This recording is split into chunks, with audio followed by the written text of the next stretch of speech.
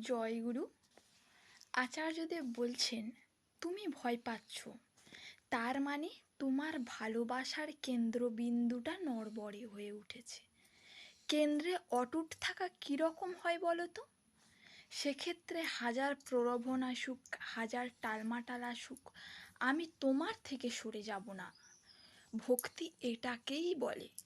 ভক্তি আছে কি না তার প্রমাণ এই কঠিন সময়েই পাওয়া যায়। যত বাধাই আসুক, তোমার প্রতি আমার ভালো লাগাগুলো কিছুতেই যাচ্ছে না।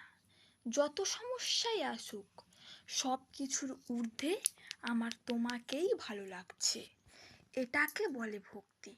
তা না করে সারা আকাশের এক ভগবানকে ঘরের মধ্যে সাজিয়ে রেখে বিপদ আসলেই চোখের জল ফেলে, বাস্তবে কোনো কাজই করে না, সারাদিন ধরে শুধু ঠাকুরের আসন মোছা আর ঋত্বিক দেবতা এলে তাদের খাওয়ানো ছাড়া ভক্তি বলতে আর কিছুই বোঝে না। এরকম অনেক ভক্তকে চারপাশে দেখতে পাবে।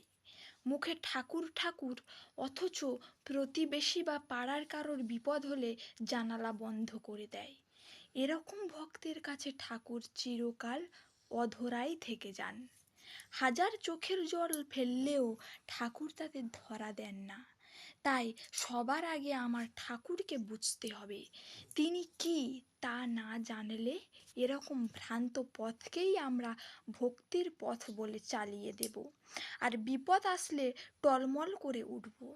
আমি তো এরকম অনেক দেখি, ভক্তিতে কেঁদে পড়ছে সিংহাসনের সামনে, আধ ঘন্টা ধরে পুজো দেয়, সকলে ভাবে আহা কত ভক্তি। আমার চোখটাই যদি নড়বড়ে হয়, আমি যা দেখব তাও তো নড়বড় করবে। তখন ভাওতা আর ভক্তির তফাৎটাই ধরা পড়বে না।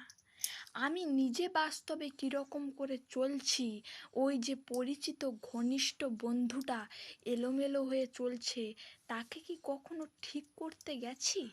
যাইনি। ওই আসন নিয়ে পড়ে আছি। আসনটা তো একটা নিরেট বস্তু। এই ছবি জিনিসটা কি? ছবি একটা কাগজ, তার মধ্যে একটা প্রতিকৃতির অবয়ব ছাপানো আছে মাত্র। তিনি ঠাকুর নয়। ঠাকুর তো আমার মধ্যে জাগবে, তোমার মধ্যে জাগবে। এটাই তো ঠাকুরের দয়া। আমাদের নিজের এই জীবনটা কিন্তু স্বাধীন।